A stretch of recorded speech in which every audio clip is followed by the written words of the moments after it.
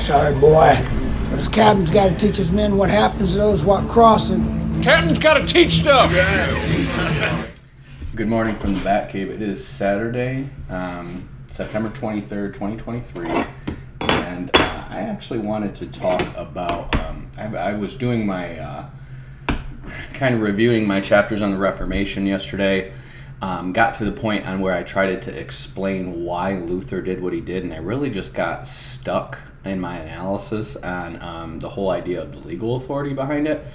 And this is something that I don't know if Luther or Calvin were doing this conscientiously, but they were both appealing to ancient Roman law and church canon law, really, as a basis for their revolt against the Holy Roman Emperor on the one hand and the Pope on the other, which were their legal, ecclesiastical, and state authority. And those of us in America, we've been raised, on 10 generations of just like rebellion for rebellion's sake. Like, if we can justify something with Scripture, we just do it. And we think that's what they were doing. And the reality is they weren't. See, these guys were still living in an age where hereditary right and ecclesiastical law was a very important thing. And when I started researching the reason for them doing this, it very much took me back to Roman law. And this is the conclusion that I came up with. We are still under the Roman government. And that Roman government is perpetuated through the church and through states that have claimed to revolt from Rome and revolt from the Byzantine Empire and revolt from the Holy Roman Empire and all that stuff on the basis of defending the church, which means that's all your Reformation states, which means all the countries that colonize the world are still existing under the authority of the Roman state because they're all affirming Nicene Christianity and they're all affirming that right as a secular basis of the law based on what Constantine and what is his descendant's name? Theodosius passed when they made Christianity the state religion, and they gave the church rights which couldn't be upended by their legal lords. And so I wanted to get into this powers and principalities thing because it really is going to play into what's going on with Russia right now, what's going on with Azerbaijan and Armenia. And this is something that I think is going on in the invisible spiritual realms, but human will is involved with it. And I just want to kind of explain to you where I am right now. And I might evolve in my understanding of this, but where I am right now in terms of understanding how this works and why what's going on is going on. And you really just need to tie in a lot of history, a lot of law, and then a lot of declarations people have made in terms of their moral and legal justification for various revolts and revolutions and rebellions and things like that. So go back to the beginning, and you want to understand that the original nation states that existed, the 70 nations that were dispersed in the Tower of Babel, were patriarchal nations. Okay, these nations existed on the basis of inherited authority. Typically, they were firstborns, which were going to basically rule over the clans and the tribes that were underneath them as their descendants from Noah. So by the time this would have happened, these nations were divided. Remember, they were divided by God, okay? And by the time these nations were divided, you probably had millions of people on the earth, but you really only had 70 family bloodlines that were going to be over these various nations. And then after that, you are going to get additional nations that are going to come out of Abraham. And Abraham is the only place other nations can come from legally under God's dominion, because the 70 nations are sovereign in God's eyes, and it's a sovereignty that he established.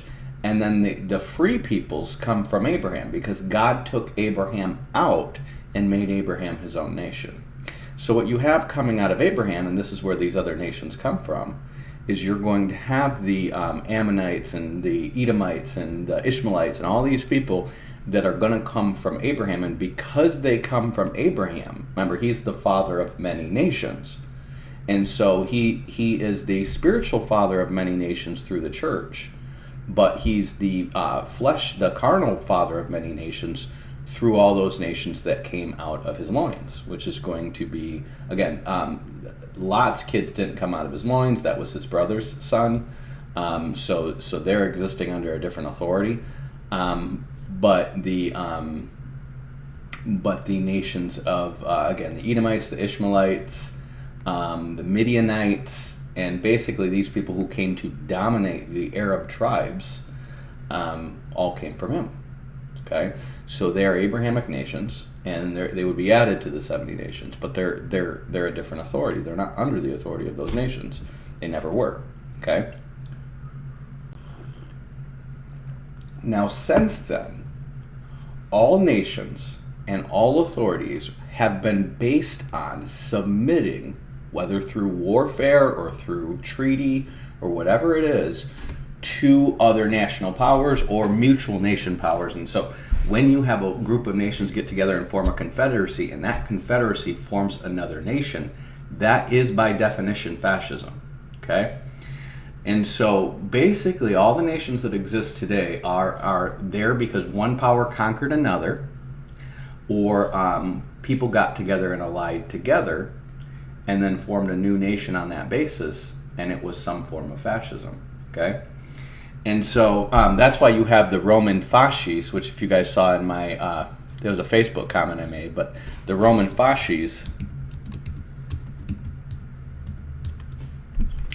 is the idea of a group of nations getting together and then establishing a legal authority over all themselves, which is greater than the whole. And that's what the United States is. That's why we have this on our dimes, because what we had is we have a group of basically colonies that were mostly English colonies, but they weren't all English colonies. They were under English authority. And these colonies basically declared themselves independent from the nation, but they didn't just do it arbitrarily. If you read the whole Declaration of Independence, even though they talk about we be holding these truths to be self-evident and evident and consent of the governed, the reason that exists is because England had legally gotten that through the Magna Carta. They got that by basically threatening to rebel against their king, which that king was the descendant of conquerors who had conquered people and got those people to submit to him. And then after bankrupting those people rose up in rebellion and said, unless you sign this Magna Carta, we're not going to follow you anymore. And when they did, they created a form of fascism in England, okay, which would be parliamentary rule, which is basically saying the monarch is our executive head still, but the parliament is like the Roman Senate, and the parliament gets to decide who is, whether or not we're going to obey the king. And in this document were the legal recourses to rebel against the king if he did certain things. And one of the things that was in there was a limitation on taxation. And so because of that, Parliament was the representation by which that limitation on taxation could be changed. Okay, so you had to go through Parliament to do it. And basically the American arguments for revolution were that they were too distant from the Parliament and they weren't able to send representatives to Parliament because the king was deliberately making it impossible for them to do that. That's their argument. I'm not saying who's right or wrong, but that's their argument, is that they were unable to send their representatives to meet in Parliament to essentially speak their concerns. Well, it's a sticky situation if you're looking at it from a strictly legal basis. Now, imagine the world as one jurisdiction under God, okay? And it has laws and it has rules, just like the United States government does, and the difference between the state and the Fed and all these other things, okay? It has those, and those rules are upheld by God. But God determines the basis for for judgment of us by how we judge ourselves. And he says this. He says, Jesus is going to say, as you judge, you will be judged, okay? So this is going to be in Matthew 7. And remember, Matthew 7 is the law of the kingdom, okay? And so I want you guys to think about this as, we think about it as like, well, this is a spiritual kingdom, so it counts, but it doesn't. And I'm going to tell you, no, it does count, okay? And I'm not saying his kingdom is not of this world. I'm saying his kingdom rules over this world. And when this world arises in rebellion to Christ, Christ is going to come put down that rebellion, okay? He is a king, and you want to think about this. Imagine England was still our king, okay? We're in a faraway land, but England is still our king. The King of England is still our king, and he's a just king. And if we rise up in rebellion against him, he's going to let us rule ourselves independently. But if we rise up in rebellion against him, unified under a different king, he is going to come crush that king. And that's what's going to happen when the Antichrist comes, okay? So Jesus is telling you that the kingdom is in him, and the kingdom's administration are those who are in him. And all of humanity is in him. He's telling you this. That's why he's saying that every branch in me that doesn't bear fruit is going to get thrown into the fire, because all of humanity is in him. He purchased the whole thing with his blood, okay? He came down here and he submitted to the authority that we are under. He is the literal Prince and the Pauper story, okay? Except he rose back to take possession of what was always rightfully his by dying, okay? And he does this because he submits to our judgment. Now, if you understand how the law came about, the Mosaic law, they asked for it. They said, you give us this law and we will obey it. You give us a list of rules and we will obey it. And that's what they said. They asked for it. God didn't tell them to come out to Mount Sinai and I'm going to give you a law. They came out to Mount Sinai and he started talking to them. And they said, have your prophet tell us what to do and we'll do it. Okay? Now, if they had just let God just talk to them, the whole idea of a covenant with them was based on their demanding that, okay? God already had a covenant with Abraham that was just based on his promises to Abraham. It was a unilateral covenant, but they asked for a bilateral covenant, okay? Now God was sitting here sharing the Ten Commandments with them, which the whole thing was meant for them to understand what was going to be their relationship with God. And at the top of that was, don't have any other gods before me. And at the bottom of that was, don't covet what's your neighbor's. And everything in there was literally about honoring certain natural bases of things. Even the Sabbath laws was just nature. It was just having a week and having an end of that week and having a designated day off to remember God who created the world in a week and then rested, because we're only going to be here for 7,000 years and we're done. This is a 7,000-year sandbox. It is a test. It is a test so that God can give us eternal life because of our failure in the Garden of Eden, in order to prove that if we go into eternity, we're not going to murder each other for eternity, okay? Or try to take over his throne for eternity, okay? And so this is a sandbox, and this is where God allows us to play and figure out if we want to be big boys, and if we are, then he's going to let us out. But until then, he's going to keep throwing water at our sandcastles and making us rebuild until we start acting like adults. And there's a time limit to this, because eventually you got to grow up. There's a point when you get kicked out of the house once you hit a certain age, whether you're mature or not, okay? And getting kicked out of the house is hell. That's hell. It's outside of God. It is the outer darkness. It's the lake of fire.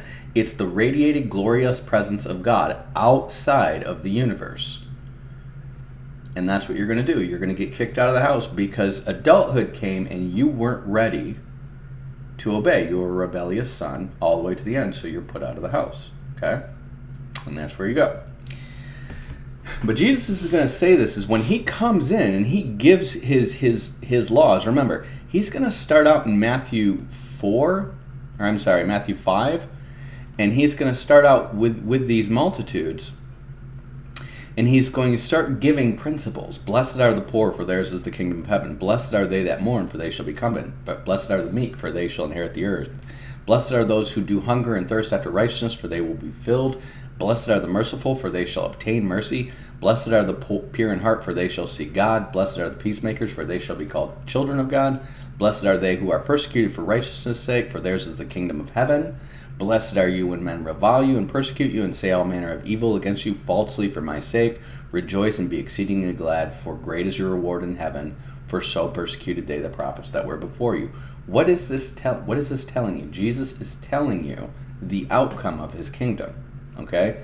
So he is literally telling you how it's going to go down. Okay? You need to be like this. If you're like this, you will be blessed in eternity. If you're not, he is going to discipline you until then. And if you don't change by then, he's going to send you to hell. Okay? This is the basis. If you, again, blessed are you if men revile you and persecute you and say all manner of evil against you for my name's sake. If it never gets there, you're probably not his. Okay? If you're never persecuted for righteousness' sake, you're probably not his, because it literally says in the New Covenant explanation in Hebrews, all that seek to live righteously will suffer persecution. All. So if you're seeking to live righteously, I don't mean live to your parents' approval. I don't mean live to your church's approval. I don't mean live to societal approval. I mean live righteously. Live right before God. You will suffer persecution. And the reason is because most dominions and principalities, including your church, are not under the authority of God. They're under the authority of Rome. And I'm going to show you why they're under the authority of Rome. And what Russia is doing right now is advancing towards their claim as the true heads of Rome. And there are three powers that claim that headship. One is going to be Russia. One is going to be the Ottoman Empire, who conquered Constantinople. Russia is because they were married into the line of Constantinople. And then the third one is going to be the popes of Rome, which are administrators of it and claim the power to make kings, that if there's no emperor, their power to make kings as defenders of the church is supreme, if there's no emperor. And the only person that can overrule, there's two people in the emperor. Remember, Rome dissolved the Senate. The only people that can overrule in the Roman Empire is the Archbishop of Constantinople and the Patriarch of Rome, or the Pope. Okay? And if they agree on anything touching Christianity, they overrule the emperor, because as long as the emperor claims to be a Christian. If the emperor claims to be a Christian under the authority of the Christianity that was established as the state religion of Rome, then he is under the joint authority of those two. He can't go against Christianity. If he goes against Christianity, he is going against his own government, and his rule is defunct, and people can rebel against him. Okay? This is all wired into the laws they passed. But if somebody conquers Rome and is not a Christian, like the Ottoman empires did, and never claims to be a Christian, that is the true ruler of Rome. And that is important to know, because the people who were under the authority of Rome conquered the whole world. They didn't just conquer the whole world. They conquered the whole world in the name of kings and queens who were given their authority by the popes, with one exception, and that's Russia. Russia's authority comes from the Mongols. Russia's secular authority comes from the Mongols, and they have designated themselves as the protectors of Rome. So if you go back in the day to the Kievan Rus and look at the Russian Empire, and you hold that up next to a picture of the Mongol Empire, well, they look like almost exactly the same thing, and the reason is because they are the same thing.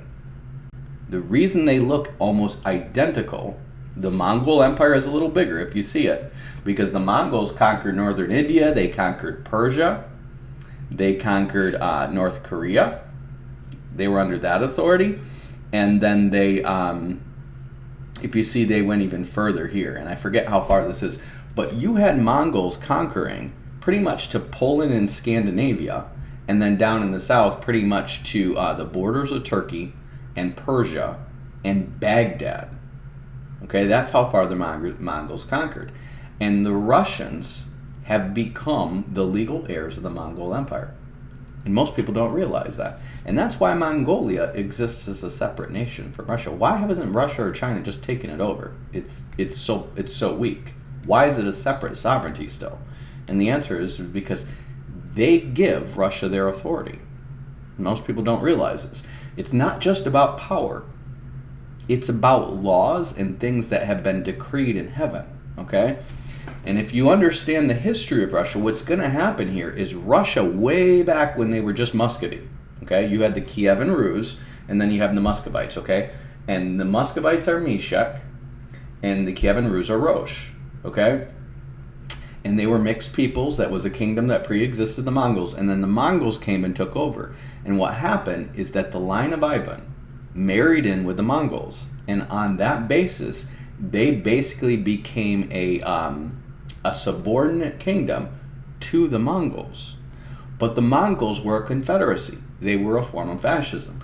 And whenever you have a confederacy of a bunch of different tribes or clans that are working together, any one of them can rise up and take over the whole. Okay, they can claim that executive authority, just like Genghis Khan did. And they were Khans way before Genghis Khan. They were Turkish Khans. This whole idea of Khanates and stuff like that goes back to the Scythians, the Huns. They all had that. Okay, and so a Khan just means king, and that's basically a king that unifies all the tribes of the Turks and the Mongols, which are the Magog and Togarmah, and it basically gets them to unify together as a fascist state against everyone else. And they start hoarding and roaming and conquering and mixing and mingling, and that's why you're going to have Mongoloid from Japan to Finland and Estonia and things like that. They have Mongoloid there. They're very much mixed in with the Mongols because they were dominant for centuries. Okay, and so what happens is the Russians who became the czars. So they get the czars from the Ottoman Empire because they married in to them, and they would have been the legal heirs to take over the Ottoman Empire had they gotten there and defeated the Ottomans. Okay, but their right to rule all of this came from them being married into the Mongols, and so they are Magog. Russia is Magog, and North Korea is Gog. It used to be called Goguryeo. Okay, and you have all these people who descended from Magog, literally the Celts, which are the Gaelic peoples who became the Irish and the Scottish. Okay, there were still Celts in Europe. They were mostly pushed out by the Huns and the Germans, which were the main two groups. And the Germans are the Ashkenaz. They're the sons of Gomer. All the Gothic tribes are descended from them. The Alaman, the Vandals, the Franks, they're all descended from Ashkenaz. Okay, and so they're Gomerites. And Gomer would have been Meshech's brother, okay? And so they're a different nation. And then you have Riphath, which is where the Russians come from, and the Slavic peoples come from. And I'm not entirely certain, but I think the Vikings too. And then you have Magog, which was the brother to Gomer. I'm sorry, Meshech is the son of Gomer. Togarmah is the son of Gomer, so the Turks. And then Magog is Gomer's brother. So when Magog started ruling over the Turks and they started forming this fascist government, Russia became the head of that. When what they did is they basically offered, because they were married in with the Mongols, they offered to be their tax collectors and their enforcers over here in the West. And they defeated other kingdoms like Novgorod, other Slavic kingdoms, and made them subservient to the Mongols. And then they also collected taxes for the Golden Horde.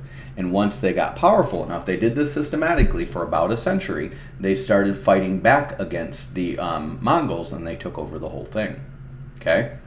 They didn't take over the Mongols as a separate nation. They took over the Mongols, as legitimate heirs of Mongolia. Okay? And so, even though they're a mixed people, that doesn't change anything. The Mongols were mixed with the Turks in the first place. Okay? So they're just mixed with Mongols, just like all these other people. And so they would be related to the Huns now. They're related to the Scythians now. They're related to the Bulgarians because they're Huns. They're related to the Koreans because they're Magog. Okay? And there's actually a Hun River in Korea, which is probably where the original Huns came from. And the Huns were in China, and there's a group in northern China that were called like Jiang or something like that. It begins with an X, but they were the Huns in China. So So you have claims to this entire Mongolian Empire, which Russia could legitimately enforce if they had the power. But in terms of legal authority, they have it. Okay? Then Russia became, as part of Russia unifying all the Slavs against the Muslims, they became Orthodox and started planting Orthodox churches all over the place with the money they were taking from the Slavs in order to unify them in the exact same way that the Franks were doing for the Roman Catholics, in the exact same way. And so what you see in Russia and Europe are literally the eastern and western half of the Holy Roman Empire expanded out, but this part also has authority over Magog. Okay, so they are Magog, Korea's Gog, and all this war that is unfolding with Russia right now is about one thing. This is the Mongol Empire in its biggest extent. Okay, what you see here is they never controlled Constantinople. They never took Constantinople. You had the Seljuk Turks right here. And the Seljuk Turks basically dwindled in power because of the Mongols and because of the Crusader states. They couldn't connect with the rest of the Turks or the rest of the Mongols, and so they fell from power. But when Russia took over the Mongolian Empire, the Ottomans rose out of the Seljuks and reestablished their empire. And then the Ottomans ended up becoming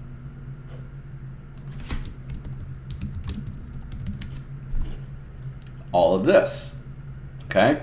Now, when you get people like Joel Richardson who are trying to claim that the caliphate is part of Daniel's statute, it's not. Rome never went away. Okay? Rome, what happened was the caliphate became the Ottoman Empire. See, this was all caliphate before that. And the whole caliphate is not united, but it's become divided, Sunni Shiite, at the Euphrates River, which just happens to be the extent of the Roman Empire. And so the Ottomans come in here, and they basically take over the caliphate, which happens to be the parts of the caliphate that are exactly aligned with the Byzantine Empire. The Byzantines controlled all this. If you look at the Ottoman Empire versus the Byzantine Empire,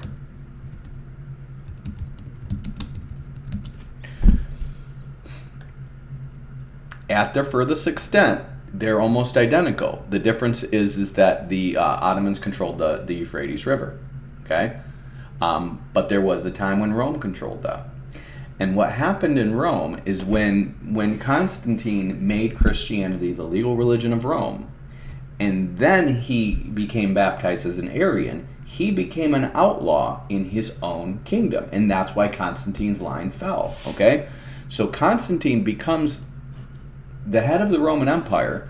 He signs a document that says the only Christianity to be practiced in Rome is Nicene Christianity. Okay? It's not the state religion of Rome yet, but it is the only legal authorized version of Christianity to be practiced in the Roman Empire. Okay? Under Theodosius, his descendant, it's going to become the state religion. And what happens is he is going to put that forward and then get baptized as an Arian.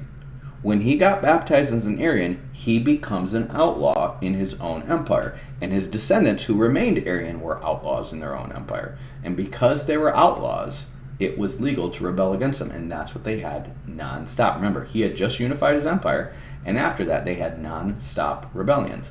Until Julian the Apostate. And here's why. Theodosius submitted to Nicene Christianity. Okay? He's the one who changed that. But once he submitted to Nicene Christianity and himself as a Christian, he put himself under the authority of the Pentarchy, spiritually, which means they had the power to condemn his soul legally, because this is an artificial power. This didn't come from God. It came from them as their state religion. This is how powers and principalities work. You are setting up judgment over your own head when you establish laws by which you're judged spiritually. There are powers, spiritual powers and principalities that are going to enforce that.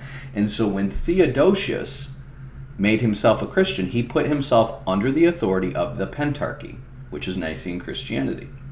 And that's why he had non-stop rebellions from Alexandria that he couldn't do nothing about, and Antioch that he couldn't do nothing about, because they were over him in the church, and he was over them in the state.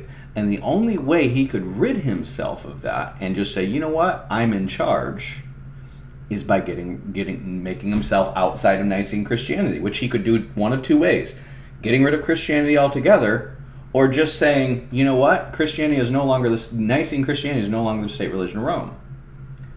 I established this authority in the first place, not you guys.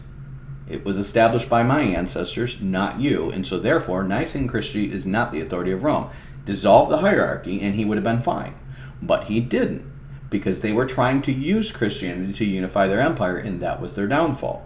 And so what he ends up with is a bunch of Christians who have a right to rebel against him whenever they feel that he has offended the Pentarchy, because the Pentarchy becomes the power, and that's why it's eventually going to replace the Roman Senate. Okay, they are the balance of power there. He's the secular, and they're over the people, basically, because they're over their souls. And because they have the power to excommunicate, and they have the power to anathematize, and the power to condemn people to hell, which they did, and he gave them that power, and then he put himself under them. Well, he put himself under their power. And so what you have now is you have a return to the balance between the Caesars and the Senate, only it's through the church now. The church is the new Senate. And the church has 5 heads. Those heads are going to change a little bit, but it's basically those 5 heads until it gets down to the Patriarch of Rome and the Patriarch of Byzantium. Now there's one guy who's going to figure this out, and he's called Julian the Apostate. And Julian the Apostate says screw Christianity, and he rules Rome, and he puts down all of his enemies. He wins all of his wars until he crosses the Euphrates River into Persia. He doesn't have authority beyond the Euphrates River. He never has. Okay? Now, he can go try to take it by force. He can do that. But he doesn't have automatic dominion over it like he has over everything else. And so he was in a real fight. And he gets to Persia. And while he's doing this, he is actually helping the Jews rebuild the temple because he hates Christians. He's trying to rebuild the temple in Israel, which is something they believed the Antichrist was going to do. And that's why, in his day, they literally thought they were in the end times. Okay? I mean, you have a Roman Empire who is crossing the Euphrates River, who has unified the empire. He's apostatized against Christianity, and now he's rebuilding the temple in Rome, or the temple in Jerusalem. That's a big deal in history that nobody talks about. Okay, that's what Julian the Apostate did. And Julian the Apostate was the last descendant of Constantine to rule. Okay, now he never got to the point of doing that or creating the abomination of desolation. But believe me, if he had won in Persia, he would have. He would have. And God said it's not time for that. I have not spread the gospel throughout the earth. And what ends up happening is the Prince of Persia is still a powerful principality in the world. It always has been. Which is why you keep seeing some form of the Persian Empire rise again and again and again and again and again, even after it's conquered by somebody else. Okay? And that principality said nope, and Julian the Apostate mysteriously dies after quitting on his invasion in Persia. He's winning, but he's having supply line issues, so he just quits. And somewhere in his retreat, he gets killed, and we don't really know what happened. So that's how that works. So now the line of Constantine is gone. And ever since then, you've had these new, basically, authorities in the Roman Empire, and you've had a line of succession of various emperors that are there by legal means. But Christianity after Theodosius was the state religion of the Roman Empire. And because the Roman emperors were the Pontifex Maximus, they are the official head of the state religion of the Roman Empire. Okay? And the popes knew this. They knew that the true head of the state religion of the Roman Empire was not the Pentarchy. It's the Pontifex Maximus.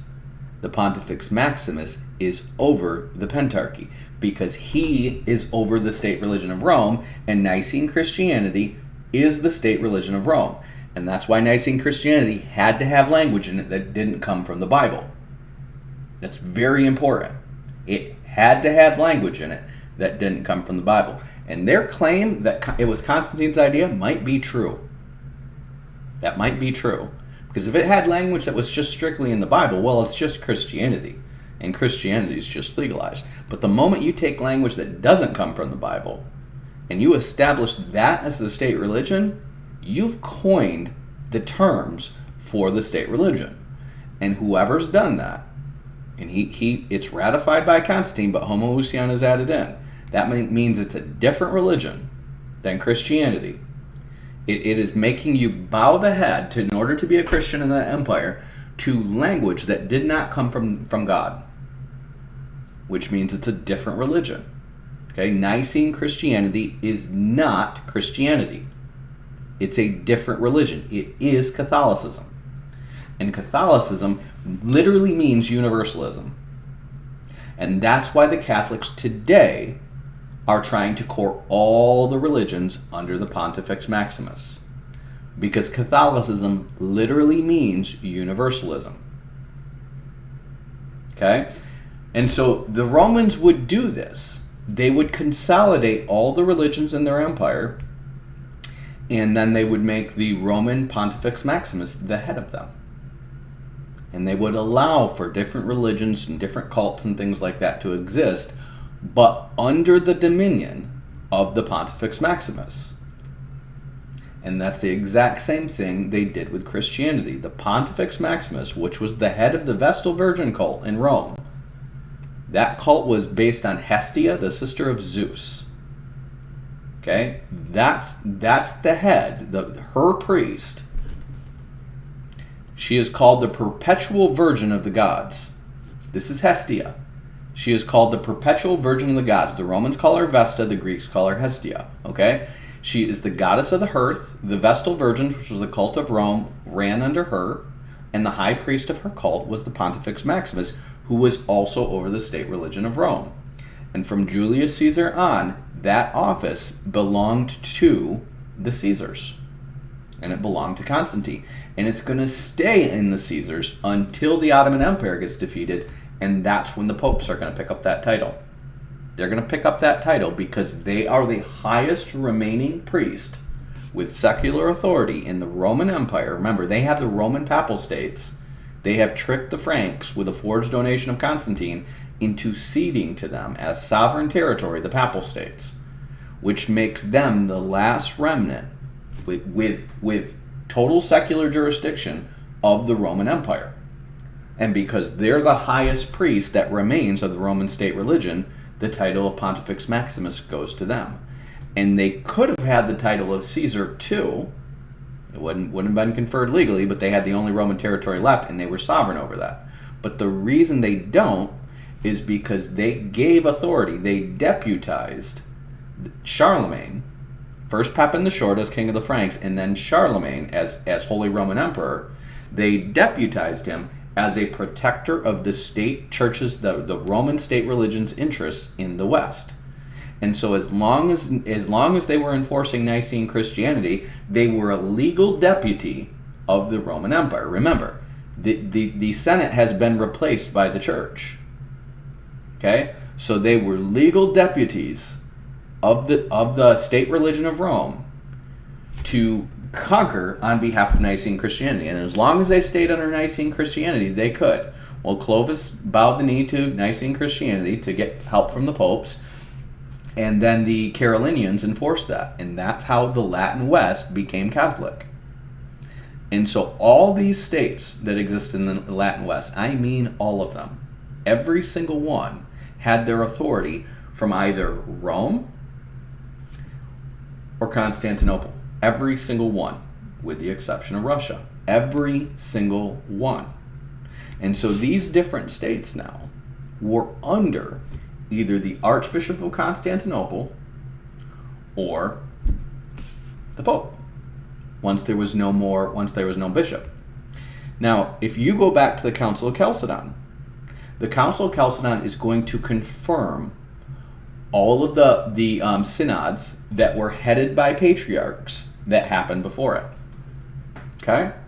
Because if they don't officially negate those synods, they're enforceable because he puts those 5 patriarchs over the state religion, over their jurisdiction. So if they're 5 different religions, that's okay. They're the 5 lords of the Philistines. The point is in their jurisdiction, that synod is supreme. And if they agree ecumenically, it's supreme over the whole nation. That's how Roman Catholicism worked. It worked that way from Constantine, and it was built up progressively.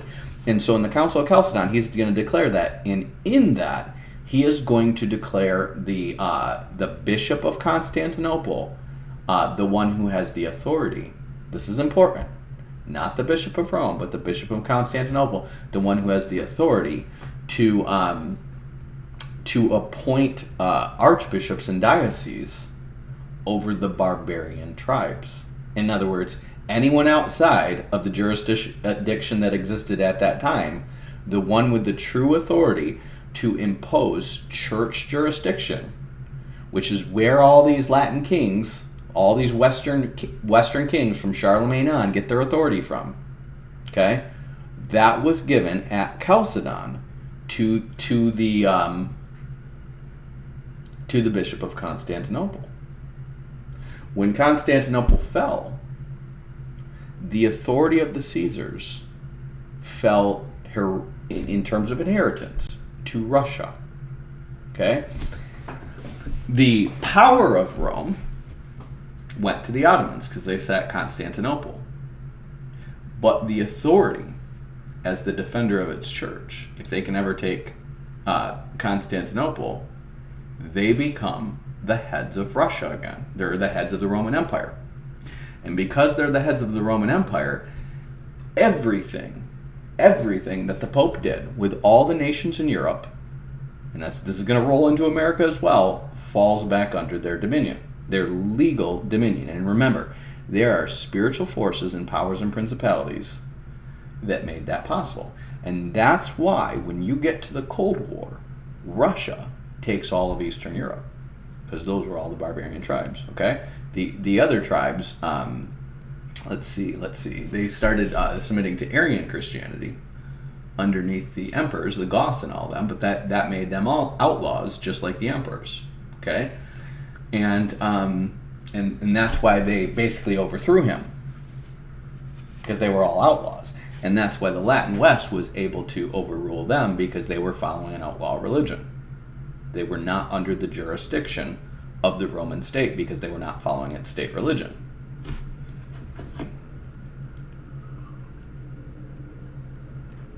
So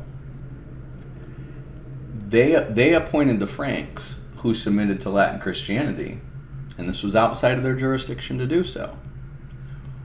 But Constantinople wasn't able to do anything about it. And then when Constantinople fell, they became the legal heirs of the church, the state religion of the Roman Empire, not of the state. The heirs of the state are Russia. The heirs of the church is Rome.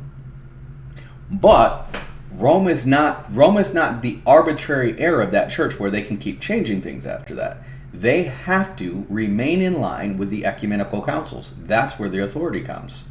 That's why iconoclasm, that's why the last ecumenical council is important, because that was the last time both Byzantium and Rome agreed on something for the church, and that was idol worship. Okay?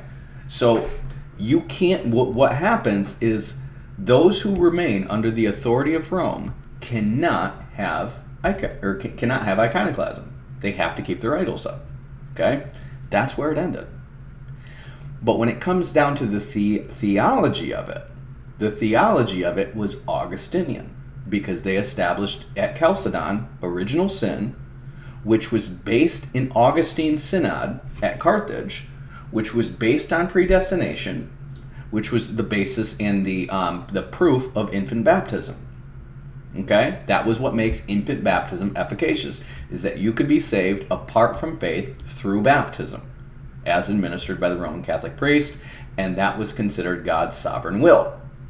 And it's that sovereign will that the Roman popes are going to get all their authority for all their crusades and all of their inquisitions And it's that authority and that law. Remember, if your executive of your law is breaking the law, then the understanding of these people under Roman law is that the Senate or the sublords of that person can overthrow that person in order to maintain the law.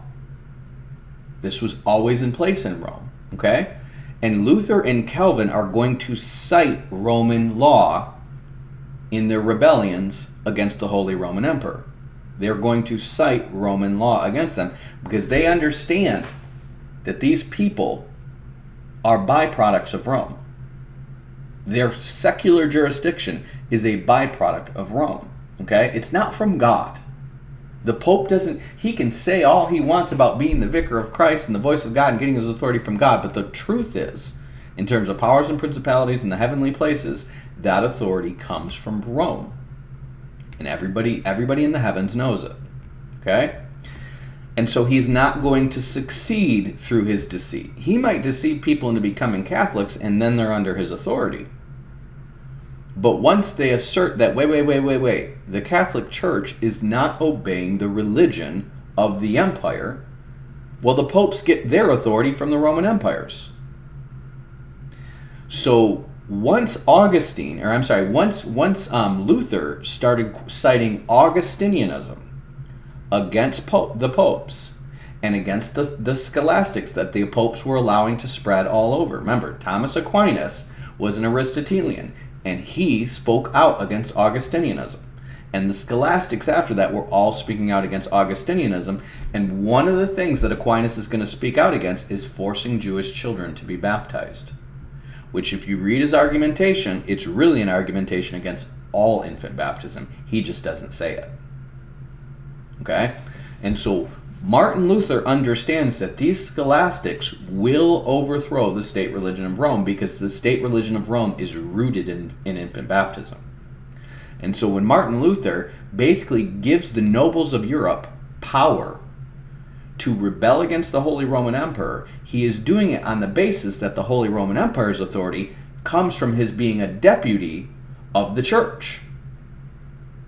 And because the church is now moving away from Augustinian Christianity, and neither the Pope nor the Holy Roman Empire are willing or able to enforce it, he is exercising under Roman law the jurisdiction of the nobility to rise up and enforce what the true state religion of Rome is, which is why you have your Calvinists calling themselves the true Catholic Church. Okay? Follow where I'm going here, okay?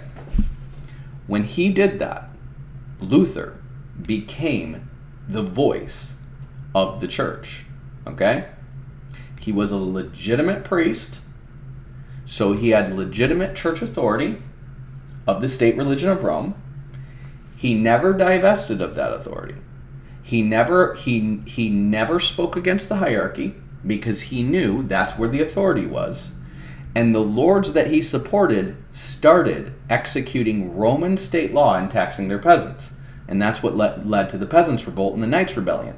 Because they knew that these Roman laws were against the feudal laws that were established by the Frankish kings and had been traditional all over Europe. And they didn't care. Because what they were doing is saying, we are exercising Roman state authority, which is where the authority of the Roman Catholic Church and the Pope and Charlemagne came from. Okay? And so what they're doing is they're having a revolt against administrators of a law that is being broken. And they're starting to reinstitute Roman law. Now, follow my lead here. The Roman state was originally a fascist state. Okay? Fascism was built into Luther's revolution from the beginning because it is the state religion of Rome. All it needs is someone to claim the imperial throne. Okay? Luther's religion is the state religion of Rome. And the new pentarchy that is going to replace the old pentarchy is going to be the new states of Germany, of England, of the Netherlands, of Belgium, and of Holland. There's your new pentarchy. The Roman pontiffs are defunct in their pentarchy. They can get people to submit to them who want to submit to them, but they are walking in rebellion to the state religion of Rome if they are allowing for anti-Augustinianism to thrive. Now they're still forcing infant baptism on people. They're still doing that all over their empire, so they still have jurisdiction. They're still holding to a form of Augustinianism, so they still have jurisdiction.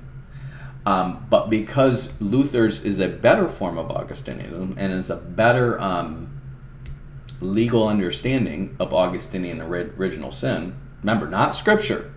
This is the state religion of Rome. Luther had authority to rebel against the Pope and deputize the nobility of Germany to rebel against the Holy Roman Empire.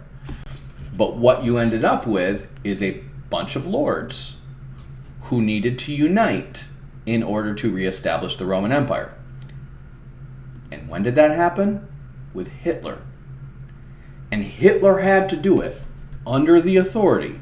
This is so important. Hitler had to rise under the authority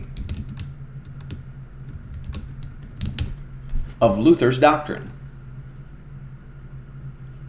Hitler had to rise under the authority of Luther's doctrine because Luther was the legitimate voice of the state religion of Rome. Okay?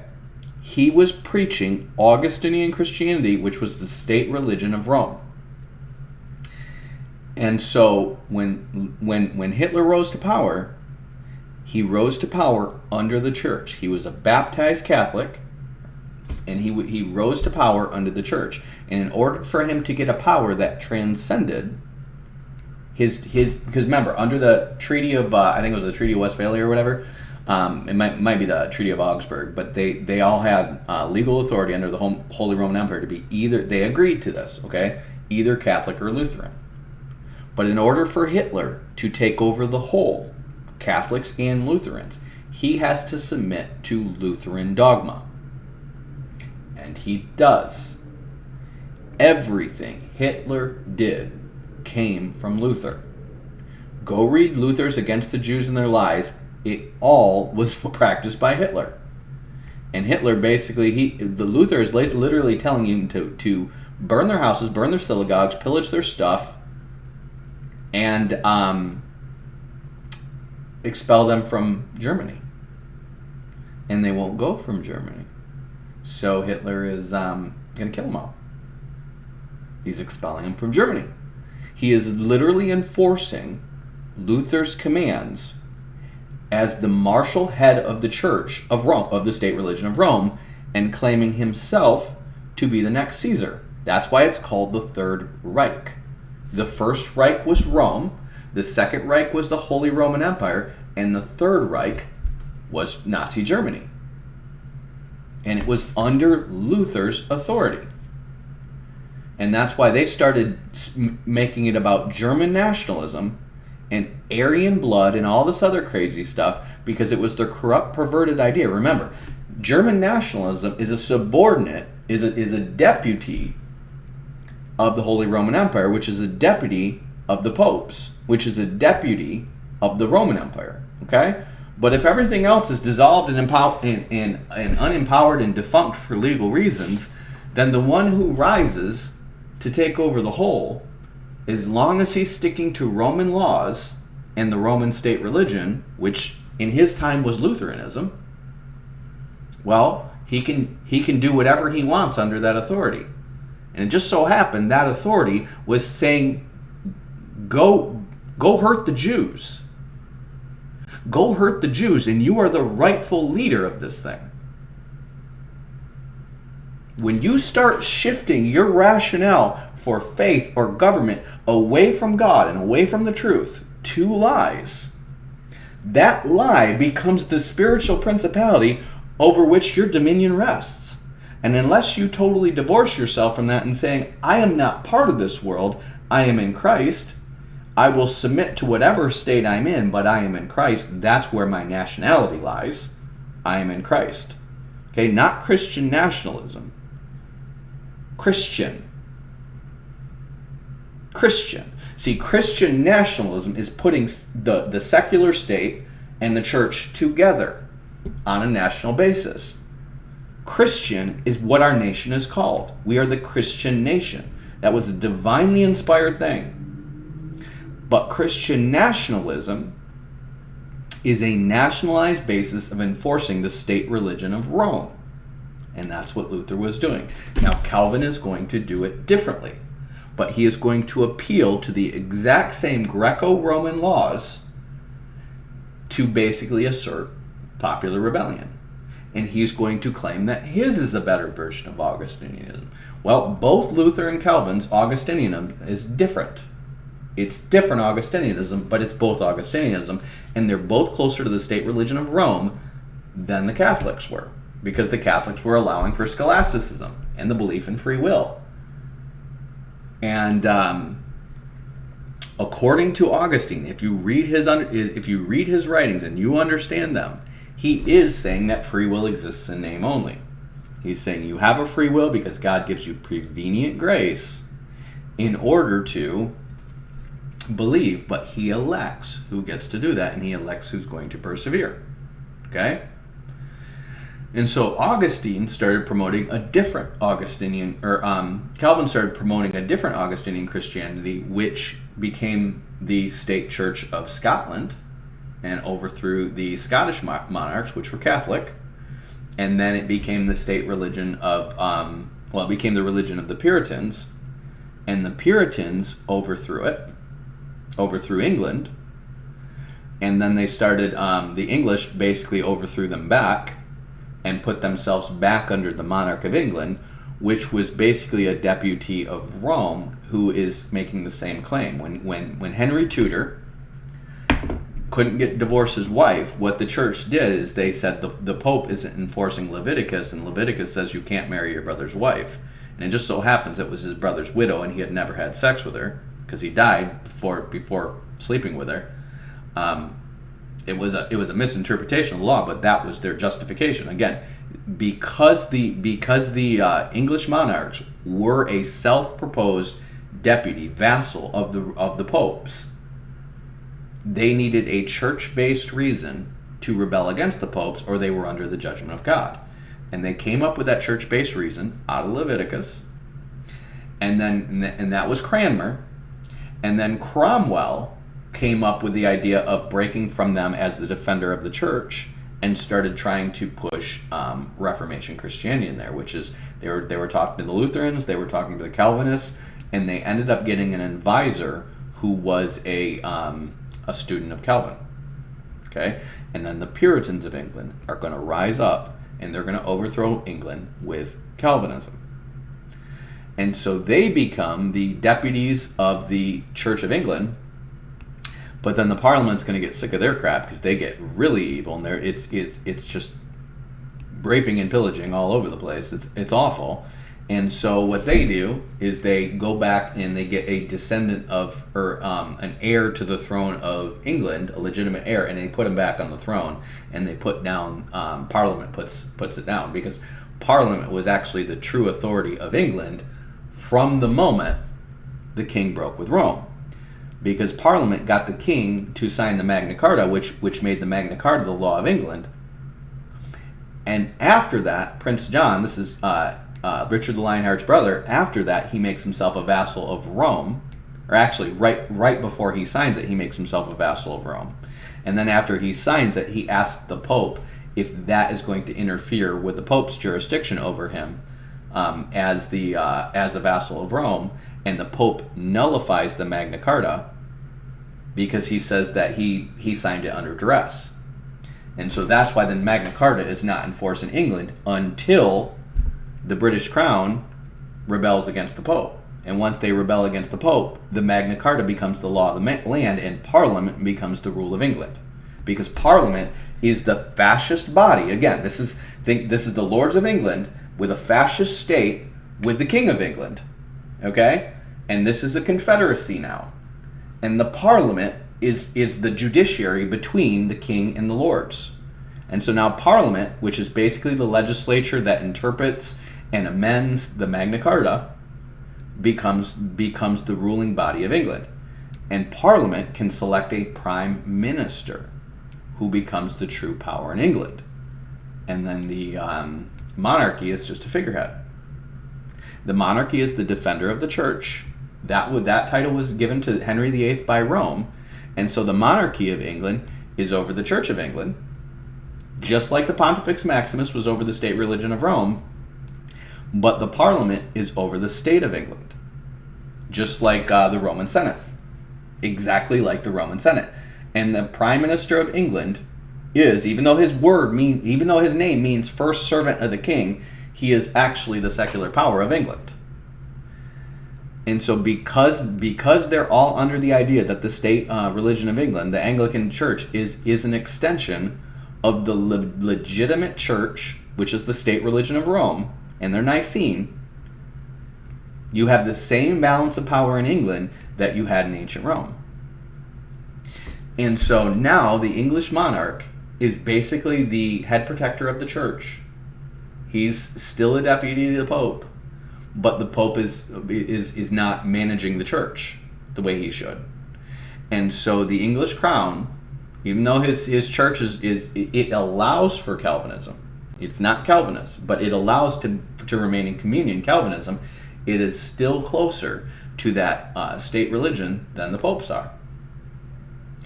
And so because the popes since Vatican II have been courting all the world's religions, the popes are never, ever, ever going to be legit again.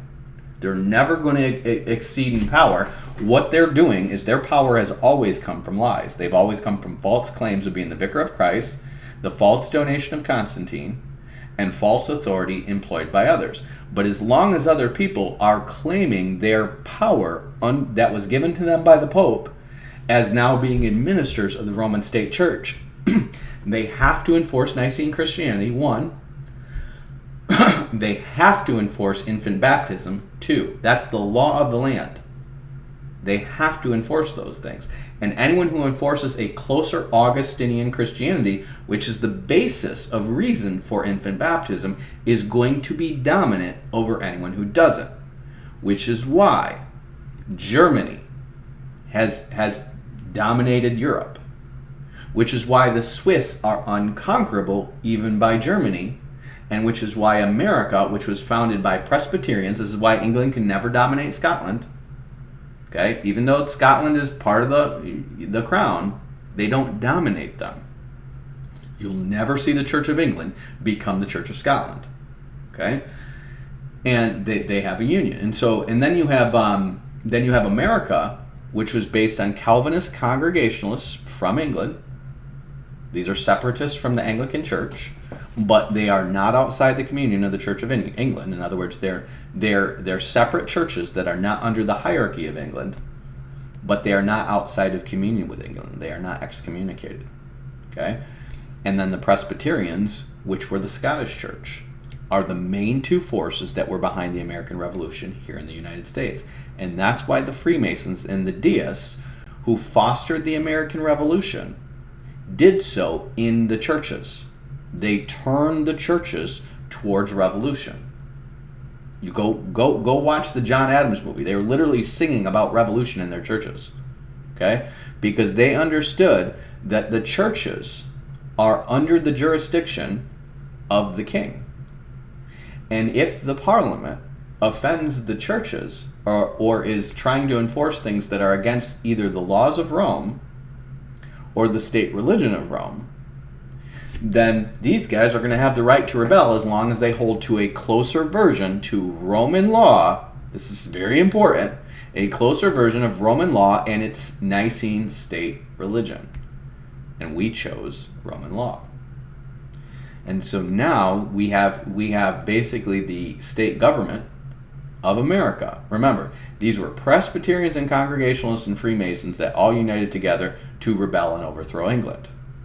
And they were using, go read, what is his name? Thomas Paine's Common Sense. They were using biblical justifications to do it, to overthrow the monarchs. Okay? So they are overthrowing the monarch because these colonies were all under the authority of the monarchy. The colonies were not under the authority of Parliament. They were under the authority of the monarchy. And so the colonies are basically churches. They're churches. And they're also corporations. So they have investors from the rest of England, but their authority comes from the king. And if the king is offending the church, or the laws of England, or the laws of Rome, on which all of their authority is based, and America puts forward a better version of Roman law and Roman state religion, they become superior. And because the entire American judicial system, the entire American legal system is based on Roman law, literally the Senate and the House of Representatives are literally the Senate, the higher and lower houses of the Roman Senate. So is the Parliament. That's why you have the House of Lords and the House of Commons. And you're going to have I forget what they're called, but they're the plebeians. There's two groups in Rome, and they're going to be the higher and lower representatives. And they're under the Roman Senate, and that's why we have a Senate. That's why our Capitol has Roman pillars and columns in it. That's why we fly the Roman eagle. Okay? We are claiming ourselves as the superior version of Roman Catholicism. Now, we are offering freedom of religion here. We are offering no state-imposed religion here. If we impose a state religion, it has to be Augustinian Christianity, which is Calvinism. It has to be Calvinism for us to have a state religion, otherwise we will fall apart. We will lose our authority. The powers and principalities will eat us alive. In order for America to survive as a jurisdiction, it has to, if it enforces any state religion, it has to enforce Christian nationalism based in Calvinism, or based in some form of Augustinian Christianity. Okay? And at a minimum, it has to enforce the justification for infant baptism. It cannot get rid of infant baptism because that's the law of Rome. All of its jurisdiction to rebel and get away from it has nothing to do with the fact that we are so Christian and we are so right. It has to do with the fact that we are upholding Roman law better than all these other people who have placed themselves under Roman law. Anyone who has placed themselves under Nicene Christianity have placed themselves under Roman law. And they're under the authority of the Caesars. Even though there's no Caesar right now, there are multiple claimants to Caesar's throne. And the only person in the whole world who can literally claim authority over the whole, this is important, claim authority of the whole, without being under the jurisdiction of the Pentarchy or any of the other churches, is somebody who never claims to be a Christian, or, there's two people, okay? Somebody who never claims to be a Christian, or somebody who is a true Christian, which is Christ, okay?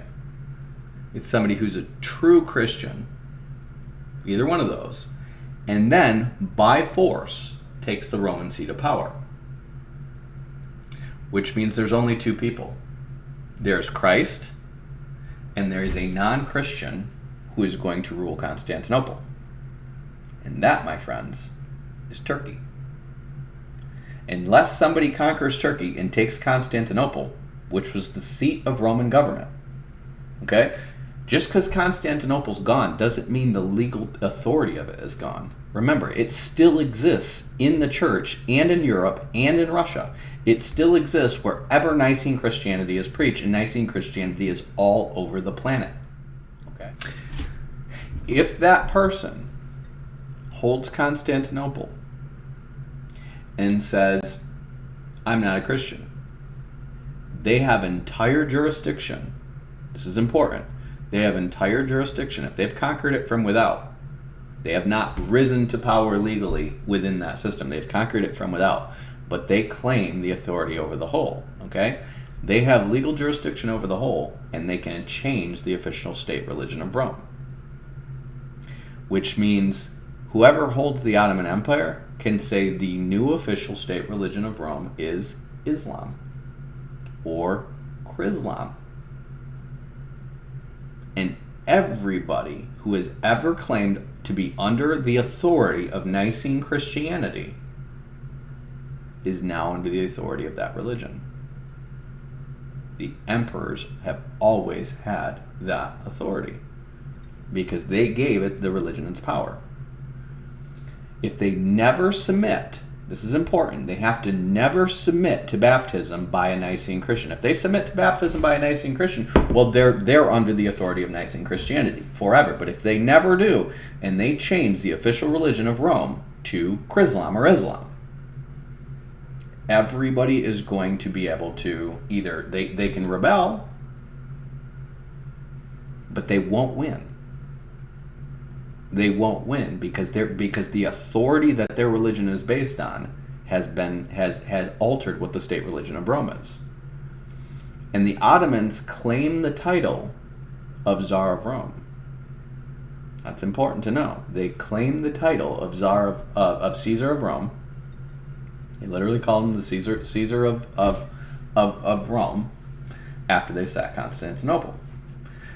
What they've never done is officially, as Pontifex, this is so important. This is why the Roman Catholics claim the title of Pontifex Maximus.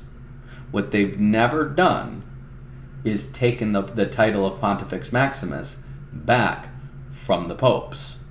And if they do that, if they take the title of Pontifex Maximus from the popes, they become the head of the state religion of Rome. And they never did it. See, the title of Caesar only gives them power over what they can exercise power over. But the title of Pontifex Maximus gives them power over everything that has ever happened under the authority of the state religion of Rome. And they've never claimed that title. Once they figure that out and they claim that title, they claim it from the popes, they will win. They will win everything. And everybody who tries to enforce a better version of Nicene Christianity is going to fall like dominoes under their dominion. Because their whole dominion is based on the fact that they are enforcing the state religion of Rome better than their predecessors. And legally they are. But once they do that, got to remember, it doesn't matter what they claim their authority is. The only real spiritual authority they have is under the jurisdiction that they have submitted to in the first place, which is the state religion of Rome. It's all under the state religion of Rome. And the only person that can change the state religion of Rome is somebody who takes the title of Pontifex Maximus and holds the seat of Roman power. The popes can claim the title Pontifex Maximus all they want, but that power, that title belongs to the one who holds the seat of Roman power, not to them. They took it so that they can, they're deceivers. They've taken it just like they've taken the forced donation of Constantine, and they've claimed authority that's not rightfully theirs. They've claimed the headship of the state religion of Rome, and they've deceived all of Europe into lining up their nobility, all their royal classes under that. And just because all that nobility has fallen, because remember, as soon as they rolled out an authority that says we have the right to rebel against our sovereign on the basis of Roman law, then their parliaments and their democracies said then we have the right to rebel against Roman law. And all the countries in the world started falling under democratic revolutions, which was Roman law. And then when you have all the communist revolutions, they all have senates and stuff like that too. You go to Russia, and it's called the Duma, okay? But it's just a form of senatorial government that is exactly like ours. It's just enforcing a different version of Roman government. They're all doing it, okay? So fast forward this to the modern day. What does this have to do with Russia and Azerbaijan right now? Because Russia Russia will get involved with this. Right now they're taking care of stuff in Ukraine, but they will get involved with this. Why do they have authority over Ukraine? Because Ukraine is under the Orthodox Church. And anybody who claims to be under the Orthodox Church is under the state religion of Rome, and Russia has a claim to the throne of Caesar. So there are still Romanovs who could legally take the throne of Russia. And if they take the throne of Russia, and they're deputies of the bishop of, or the patriarch at Constantinople, they are basically defenders of all orthodoxy. And so anyone who claims to be orthodoxy, because they have a claim to the throne of Rome, they can claim physical authority, they can claim secular authority over anywhere orthodoxy is practiced, because they're the true equal to the Roman popes, and they have authority to anywhere, to all the churches where the barbarians have been converted to the state religion of Rome. And that's everywhere. Okay? That includes all the Germanic tribes. They have the true authority. The popes exercise that authority because they couldn't. But they could usurp all of that jurisdiction because they, from the Council of Chalcedon, read the canons of the Council of Chalcedon, it says that they have the jurisdiction to appoint all the churches. And as long as these people are keeping that as their state religion, orthodoxy, they are under the power of whoever has a claim to the state of Rome, which is why Russia is going after them. The Soviet Union was successful in taking them all, which is why they're successful. And then from the Mongols, they had the authority over the Mongolian Empire when they pushed back the Mongols. They are deputies of the Mongolian Empire enforcing Mongol rule against the weaker Mongol clans who couldn't do that. And that's why they had authority over all the Stan nations, where all the Turks came from. Because all the Turks were under the authority of Genghis Khan and his sons. And because the Tsars were married in with them, and they were able to enforce against all of them, where the other Mongols weren't, they become Magog. And that's why the Soviet Union contains all of them, and that's why the Confederation of Independent States still contains all of them, and that's why Russia still has authority to pull weight on them in the spiritual realms. Okay? And so Russia could place somebody on the throne if they took Constantinople, they could place somebody on the throne, and that person could deputize Russia over the whole of Rome. And that's going to include the entire West. And that's going to include everything that's under their power. That's going to include all of the Western Hemisphere, all the African colony states, which are all basically given their authority by the royal governments of Europe. So they would have all of Africa. They would have everything that's ever been under Roman jurisdiction under their power. And everywhere that has ever accepted the authority of colonization, with the exception of a few places, and that's going to be Saudi Arabia. Saudi Arabia got its power from England. It got its power from England. No, I'm sorry. Saudi Arabia got its power from England. All of the Middle Eastern states got their authority. Those heads of state, no matter what their claims were, they received their authority from British and French mandates after World War I. Okay? Because they were the victors of World War I.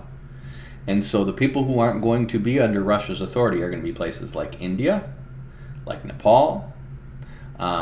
You could make an argument for China. Parts of China had submitted to England in the Opium Wars, and they'd submitted to other colonies. So you could argue that some cities in China could be under their dominion. But the Mongols had fully ruled China, so China would come under the dominion, and Russia would essentially rule the entire world legally in powers and principalities if they took Constantinople. They've never been able to do that. They have tried many times, and the entire West has banded together to stop them. They've allied with the Muslim Turks to stop them. When they do that, I want you guys to hear this. When the Western Christian powers band together to stop Russia from taking the seat of Roman power, what they are saying is we are working in service to the true seat of Roman power, which is the Turks. They're submitting themselves to the Turks. They're fighting for the Turks. And they did that at Gallipoli. They did that in the Crimean Wars. They've done that ever since. NATO's done that. NATO has done that. So the NATO alliance is literally in submission legally in the spiritual powers and principalities to the Turks who control Constantinople. And if those Turks in Constantinople ever decide to put somebody back on the throne in Constantinople, reclaim power of the Roman government, and reclaim the title of Pontifex Maximus, if they ever do that, they will be over everything that claims to have an Orthodox church, everything that claims to have a Catholic church as a state religion, every single one. They will be spiritually over all of it. And everything that is ever claimed to, on the basis of Roman principles of government, to rebel against those powers. That's all the democracies. AKA the entire world. They will claim authority over the entire world. And the only people who will be able to come against them and have any power to do anything about it in the spiritual realms are those nations who were never under Roman authority and never under the church authority. That means never Nicene Christian and never under Roman authority.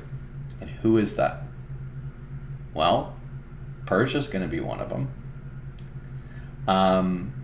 All of the East that submitted to Nestorian Christianity, but not Chalcedonian Christianity.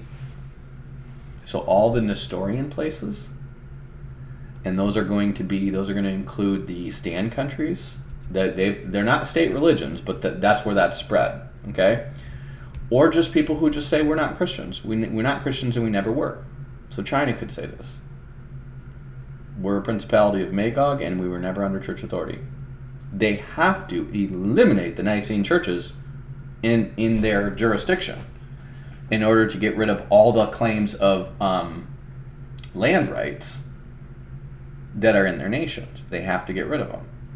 But those nations could band together in a confederacy and come after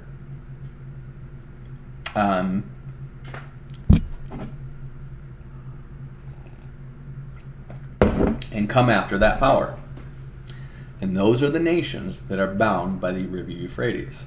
They are bound by the River Euphrates not to cross it until Armageddon. So what's going on right now with Russia and Azerbaijan is this. Now most of you are going to listen to this and be like, this is freaking crazy. I don't get this at all. And I'm telling you, research the documents, research the declarations of independence, research all the legal documents that go back to the various revolts throughout history, and what you're going to find is a common thread in all of them is justification on the basis of Roman polity or on the basis of Nicene Christianity, which is the state religion of Rome. It's Nicene Chalcedonian Christianity. And that's why your Christian nationalists with your theological triage want the churches to unite under three principles. Nicene Christianity, that's the state religion of Rome. Chalcedonian Christianity, that's the state religion of Rome.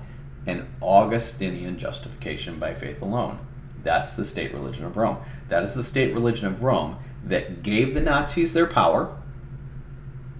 It gave the Nazis their power, their spiritual power, because they were enforcing Nicene Christianity, and it just so happened Augustine spoke against the church, or spoke about the church being able to enforce the state laws of Rome, which were executed against non-Christians.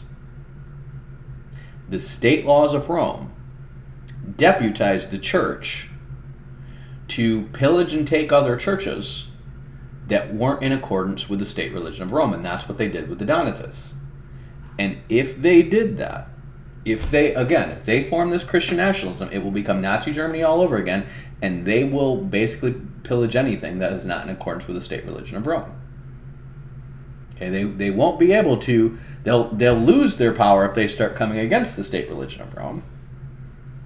But it's not because they're coming against Christ. It's because they're coming against the legal jurisdiction they're under and where they've claimed their power from. Okay? Remember, Jesus is saying, as you judge, you will be judged. And they're all saying, we're under the authority of Rome. Whether they realize the depths of what they've said or not, they have placed themselves under the authority of Rome. And I'm telling you, you cannot be free from the power of Rome if you're a Nicene Christian.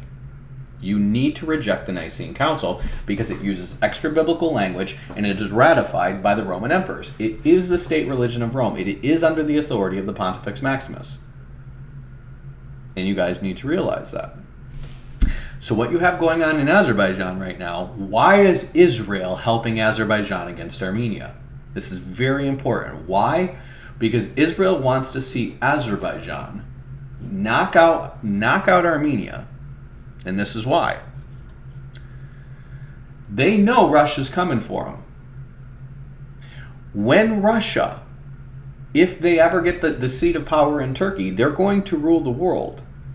And that world, by treaty, all those democracies that were always under the state government of Rome gave Israel legal jurisdiction to be a state, to be a nation. And the Ottomans, who were the real seat of Roman power, gave the Jews the rights to the land. It didn't come from God. It didn't come. Yes, God did it, but he did it under principalities, okay? Everything that happens is under the authority of God, okay? But the person who actually gave the Jews the rights to settle in the land were the Ottomans, and the persons that gave them the rights to exist as an independent nation wasn't the British. The British had Palestine, which was a colony of Britain. And then the Jews overthrew the British, and then the United Nations, with the U.S. at the front of it, gave Israel the right to be an independent state. Which means they exist under the jurisdiction of the United Nations, which is why the United Nations is always condemning them. Their authority is largely tied to their establishing the state of Israel.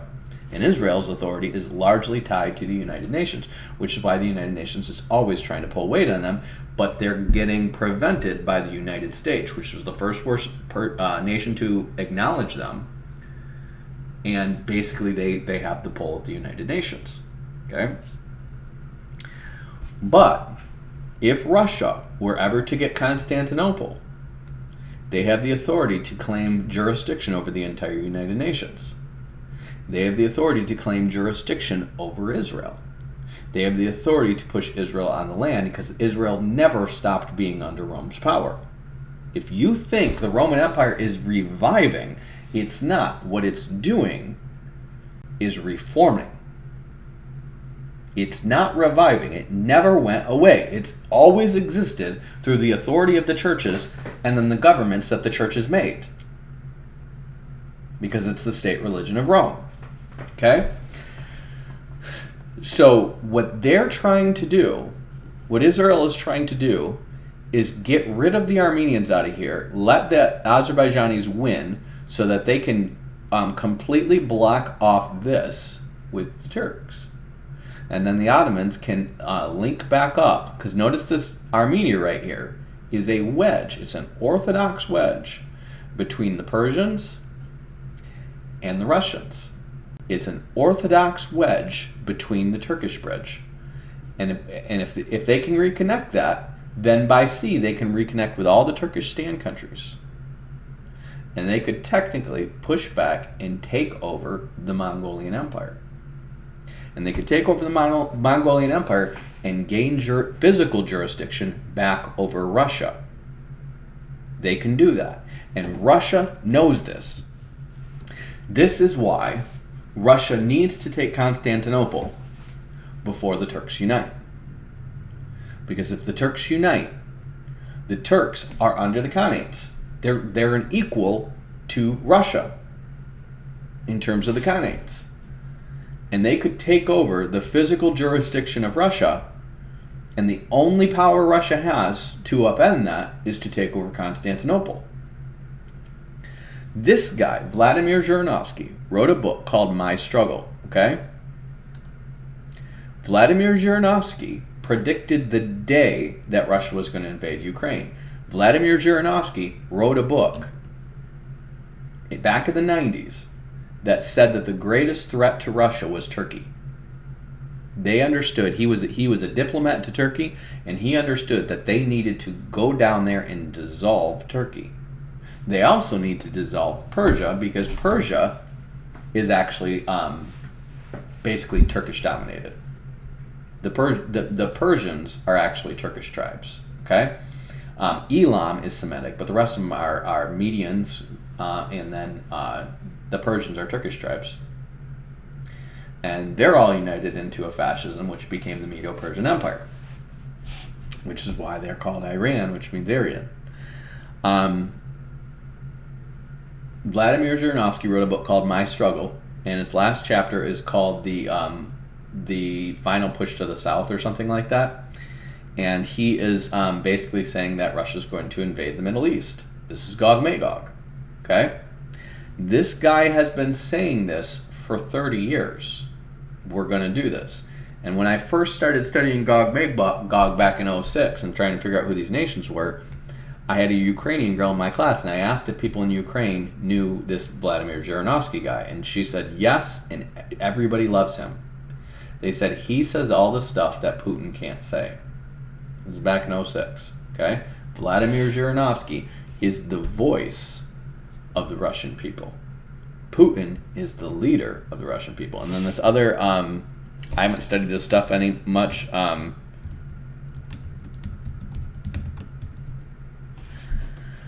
haven't studied his stuff much, but Alexander Dugin, I know John, chime in because I think you know more about him than I do. But it seems like he is the one who is getting Russia to get back on board with orthodoxy.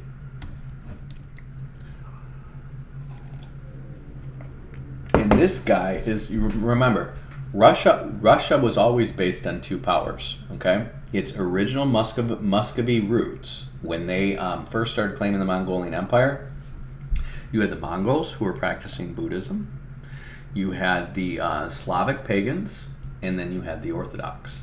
Those were the three religions. And this Dugin guy is merging all those things together.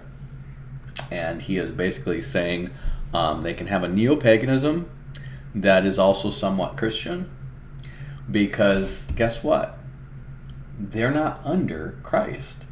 They're under the state religion of Rome. But they need to maintain orthodoxy because that's the state religion of Rome, and that's where they would get their potential power to rule the world. It comes from the state religion of Rome. Rome was always the last kingdom to rule the Gentiles. Christ knew this. He knew it would evolve. It would break up. It would break into pieces. They would fight and contend for power over it. But the Roman Empire was always going to be the last empire in the world. Okay? And the Caliphate is just trying to claim it. They're one of the claimants. The Mongolian Empire, which is Russia, they're one of the claimants. And then the Franco-Germanic Italian alliance, they're one of the claimants. So you have NATO, you have the CIS, and you have the Caliphate. Those are your three claimants to the Roman Empire. And you know who doesn't have a claim on the Roman Empire? And who's going to lead everybody who is going to try to overthrow it in the end? You know who doesn't have any claim on the Roman Empire at all? China. They have never been under the authority of the Caliphate. They have been under the authority of Magog. So they could unite the whole Mongolian Empire, and they could confederate with everybody who's never been under Rome, and that's going to form the kings of the East, and they're going to march against this in Armageddon. But before that happens, I'm going to tell you guys how World War III is going to go down. I don't need to study the papers. I just study the Bible. Okay? I'm telling you what's going to go on. They're all fighting. Maybe they don't know what they're fighting for. Maybe there's certain esoteric people or people in the nobility or people high up in politics who are in the freaking Illuminati or whatever that know what they're doing. But these guys don't know what they're doing. These guys are following after things that are based on powers and principalities in the heavenly realms that exert power over the earth. And whether they know it or not, the powers and principalities that they're working with all know that whoever holds the seat of Rome holds the seat of power on the earth. And that person can rule the whole thing. But whoever does has to build the temple for the Jews. Whoever does it has to build the temple for the Jews. And if you read, this is why Julian the Apostate had to build the temple for the Jews, right? That's the only other religion in the world outside of the Roman state religion that has a secular jurisdiction. Okay? It has no spiritual jurisdiction, but it has a secular jurisdiction. So if you everything else is just a matter of deception. God dissolved the jurisdiction of the priesthood of Israel, but these guys are going to try to rebuild it, because that would become the law of the earth. That would become a religion that you could rule over the world with on the basis of its ancient jurisdiction over the world. And all your esotericists either have to come under that, or they have to come under Christ. There's only ever going to be two religions in the world, and that's Judaism and that's true Christianity. Those are the two spiritual jurisdictions. Those are the two world religions. Okay, and so if Judaism can merge them all, they become the partner. Because remember, Islam is based on Judaism. Islam claims to be a reformation of Judaism and Christianity. It claims that. Okay? So, if you have somebody claiming the seat of power in the Temple of Israel, now you have a true world empire and a true world religion. And that's what Rome had. They had one religion in the entire, they had one religion in the entire empire that was free from the dominion of the Roman state religion, and that was Judaism. And that's why you have toes of iron mixed with potter's clay. That represents Judaism. That is Judaism, and that is Romanism. That is the true Roman Empire. It is an alliance, it is a fascist alliance between the state interests of Rome and the religious interests of Judaism. That's what it was then, and that's what it's going to be in the last days. And so when the Romans build the temple for Jerusalem, they are going to have reformed back to the Holy Roman Empire that was here when Christ came the first time. And Christ is going to come a second time. But between then, you're going to have this struggle for power that is going to allow the Turks to rise up and take back over. Now, why have they never tried to claim the Pontifex Maximus title? I don't know.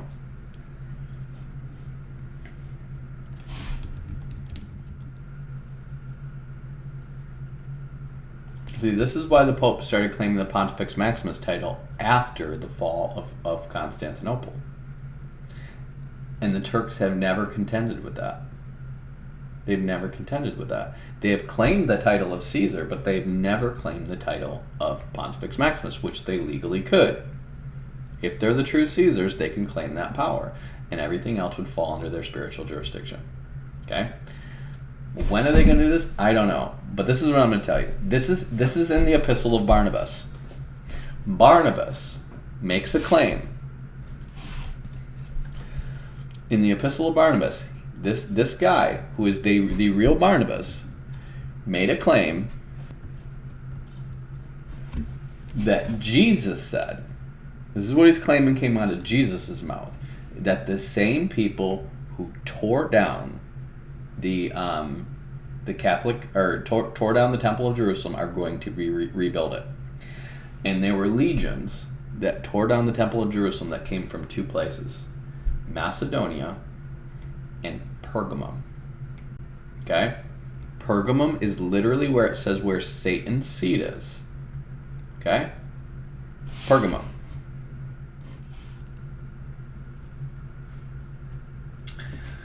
When Russia takes over Ukraine, and I believe Russia's going to take over Ukraine at least up to the Dnieper River, or whatever the river is that Kiev is on. I believe they're going to take it over at least that much, if not the whole thing. Okay? When they do that, you're probably going to see the Turks, because they know that the Russian Slavs have a potential to unify with Hungary, because they're related to the Huns, and Serbia. What you're going to see the world descend into is a form of hyper-nationalism that's based around race all around the planet. Okay? And we're going to get into Christian nationalism here because, with the exception of the Native Americans, that is the binding force of the American states. Okay? And it's really the only national identity we have, is Christian nationalism. You're going to probably see the Turks, so they're here. They're probably going to leave Greece alone, but they're probably going to start to come into here as a quote-unquote defense against potential Russian aggression. Okay? Poland is going to get really strong right here, and the Germans and the Poles and stuff like that are probably going to ally, and you're probably going to see that around here. Okay? And so you're going to see these troops here. Turkey is not a member of the EU, but they are a member of NATO. Okay? And so you're probably going to see Turkey start to assert themselves back up through Macedonia. That would be my guess. Maybe it won't happen. We'll see. Russia, and once they have this, they're going to then go balls deep into Armenia and secure this land bridge. What they probably will do at a minimum is take this. Turkey has walled off their country right here. They have walled off their entire country. They know this is coming. They have been walling off their country. If you think Turkey has never read Vladimir Zhirinovsky, who was a diplomat to Turkey, who basically said we need to go dissolve Turkey in the Middle East, and they've been watching Russia make moves since 2008 towards that end, they have walled off their entire country. Russia's going to invade Georgia and just take it. It's going to be theirs again. Remember, all this used to be controlled by the Soviet Union. They're going to probably either altogether take Azerbaijan, which is being supported by Israel right now. And so Israel knows what's coming for them. They know that in order for Russia to get what their real aim is, which is total control over the Arabian Peninsula, they have to take out Israel. Israel would be a forever beachhead of NATO that would destroy their supply lines. And so what they need to do is force Turkey into staying behind their walls and then get this oil. And then they're already making moves in Libya and North Africa and Egypt and even sub-Saharan parts of Africa. And they're trying to control the oil trade to Europe, so Europe has to buy oil from them. And then they can rebuild to their former glory, which they only had because the U.S. was propping them up to make everybody ally with themselves.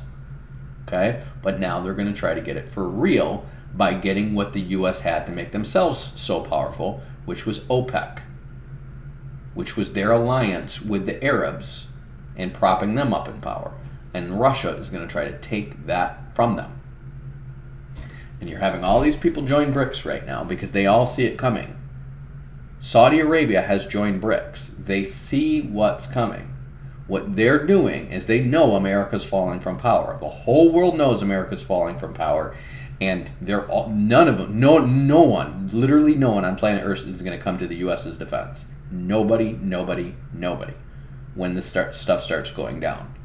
That's why we're backing off from helping Saudi Arabia and Israel, and that's why they're allying with China and BRICS in order to be able to curb Russian aggression. So if Russia comes there and they're a BRICS nation and they're an SCO ally by that time, well then they can't be invaded by them.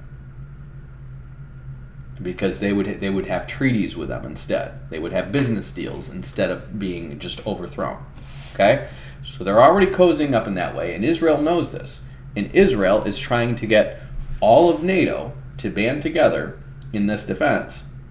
And they're helping Azerbaijan here because they know this bridge right here being locked from Russian aggression, Turkey can close the Straits of Gibraltar, NATO can close this, and Russia can never reinforce with a supply line. Turkey can shoot down planes all day long, and Russia can never reinforce with a supply line. So it doesn't matter if they have the stand countries and North Korea and China and all that on their side. They can't reinforce their supply lines to hold any of this. And so that keeps Russia from having power. And then they can get oil from other sources, and they can control North Africa and the Middle East, and that just boxes Russia out from having power. This is endgame for Russia. If that happens, Russia's gone. It will slowly dissolve as a nation. It will fall to pieces, and you will see basically Ukraine become part of NATO. Next, you'll probably see Belarus become part of NATO, and they'll overthrow Zhizhenko or whatever his name is, because he's a Russian puppet. And then the next thing you know, you're gonna watch Russia fall. Now, it's not gonna go down like this, because Russia will throw nukes before that happens. But that's what the West is going for. They're going through for a dissolution of Russia. They want to pillage Russia like they pillaged Africa, because they know Russia is just the Mongolian Empire. That's all it is. It's got ties to Orthodoxy, and it's got ties to the Western European monarchies. They have a lot of ties to them. And if they wanted to reassert those monarchies, which they could, and reassert and get this right here, they can control everything. They could claim themselves as the rightful heirs of Rome, and you would watch the spiritual powers and principalities assist them in destroying these nations. That's what's going on in America right now, and people don't realize this. We are a nation that was always founded on the basis of a Calvinist rebellion against the English crown. Always. As the better arbitrators of Roman law and the Roman state religion, which is, in their case, Calvinism. And they never got that state religion authorized, which means if somebody comes against us who has a better version of Roman government and a better version of the state religion, well, they could overpower us. Which could be Russia, which could be really any power if they were to assert Calvinism. England is not asserting Calvinism. England is not asserting an Augustinian doctrine, because that Augustinian doctrine is what gives you the power to punish other churches that aren't submitting to the Roman government. That's Augustinian dogma. Okay? So because England is not Augustinian as a state religion, it just tolerates it.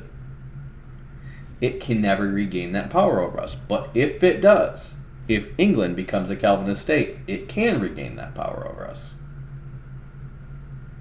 That's what people don't understand in terms of the powers and principalities, okay? If we assert Calvinism, it can never regain power over us unless it reasserts the monarchy as supreme and then reasserts itself over us by jurisdiction of the monarchy. But Parliament has to agree to that, because Parliament has the pull. And they're not going to do that. They're not going to give up their power in order to gain America back. They should. It would be wise. But these guys aren't in tune with the powers and principalities of the heavenly realms, and so they don't know where power comes from. They think power comes from the masses. They think it comes from the people. They think it comes from the persuasion of fickle, nominal Christians, unchristian people who are all under the power of Satan and his angels. They don't realize, no. The power comes from Satan and his angels. And Satan and his angels can only enforce jurisdictional rule that God has put in place. And that jurisdictional rule has Rome as the ruler of the world. And so until they line up with Rome in their state religion, they're not going to have any more help from Satan and his minions. No matter how many babies they sacrifice, or no matter how many stupid things they do, they're not going to do it. And these people aren't figuring this out because they read their Bible, but they don't understand it. And that's where you're going to have these Calvinists who are talking about Christian nationalism, and they're talking about it on principles. Like, I listened to this guy today. Somebody recommended this guy's channel. He said that Christian was an epithet that was given against Christians to pagans. That is not true. You need to understand, our nation is Christ. He is our king. We are his nation. We are a new nation under Christ, okay? That is our jurisdiction, and our jurisdiction is not from this world. He rules this world, and we can appeal to him, but we are here in this world as ambassadors of his kingdom, of his dominion. And he's the one who said under his brother James, don't judge people. Judge is somebody who's under the law of liberty. Well, what's the law of liberty? Well, the law of liberty is forgive as you've been forgiven. That's the law of our nation. That's how we continue under that jurisdiction. We don't judge by the Jewish law, which is what the Roman Catholics and all the Orthodox and all these people did. They judged by the Jewish law. We don't judge by the Jewish law. Okay, we're not under that jurisdiction. We are under the jurisdiction of Christ and the law of liberty. Okay, we are dead in Christ and we're raised with Christ. We're under a different jurisdiction. We're born from above. Okay, that's what born again means. It means born from above. Okay, and so if we're under Christ's jurisdiction, we are here. We're in the world, but we're not of the world. We're not under the world's jurisdiction, which means we have freedom to go. We have no loyalties. That's why we don't give our oath. We have no loyalties except to Christ. But Christ tells us to submit to the laws of whatever land we happen to dwell in. And if you read, I think it's Athenagoras of Athens, I think his name is, or Methides to Diogenes. He describes all this, and he was trained by the apostles. He describes all this. He's like, we're here, and we blend into whatever culture we're in, and we obey their laws, but our citizenship is in heaven. We're not from here. We don't do state religion. We don't do it. That's against the laws of our nation. We don't join, we don't unify with any state government to enforce a religion, any version of Christianity, because it is automatically going to be under the authority of that state and not under the authority of Christ. We don't do that. And that's why all Christians need to reject the Nicene Council. It is not Christianity. Okay? I don't care what you want to believe about the Father, Son, and the Spirit as long as it's biblical. But don't submit to the Nicene Creed as authoritative over the church. Because that's not Christianity. That's the state religion of Rome. You're under a different power. But he's going to say in here, when you get to Matthew chapter 7, judge not that you be judged, for with the judgment that you judge, you will be judged, and with the measure that you meet, it will be measured to you. What is he talking about? Well, is he talking generally about what happens to us in the spiritual principalities and realms when we start judging our neighbor for sins that we commit? Yes, he is. But that extends to churches and nations as well. If we put ourselves under authority and we make that our judge, well, we have to obey it then. If you make Nicene Christianity your judge, you put yourself under the power of Rome. That's the measure you're measuring with, and that's what's going to be measured to you. Okay? You have divested yourself from freedom in Christ, and you have put yourself under the power of the Roman Pontifex Maximus. I don't care if you think, but we're Protestants. All Protestants are people who are protesting against the Pontifex Maximus and saying he's not doing his job right, and so therefore we're not going to follow him. You're still under the authority of the Pontifex Maximus, and if the Ottomans take that up and say we claim the title of Pontifex Maximus from the popes as the rightful rulers of Constantinople, they can do that because that's where that power was dissolved. They can crown themselves.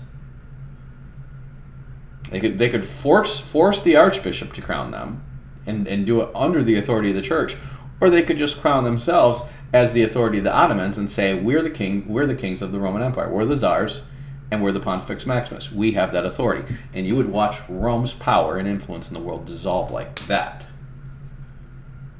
And Chrislam or Islam or whatever they propose in its place, and I think would be Chrislam, is going to start to rise in the world like that. Because the spiritual powers and principalities are going to be saying to the whole world, yes, yes, follow this. This makes sense. And they have been at work seeding this for centuries. Centuries. Okay? They will line up and they will submit. Everybody who belongs to Satan, who does not belong to Christ, will line up and submit to this religion. And this religion will extend all the way to the Euphrates River. It will happen. Okay?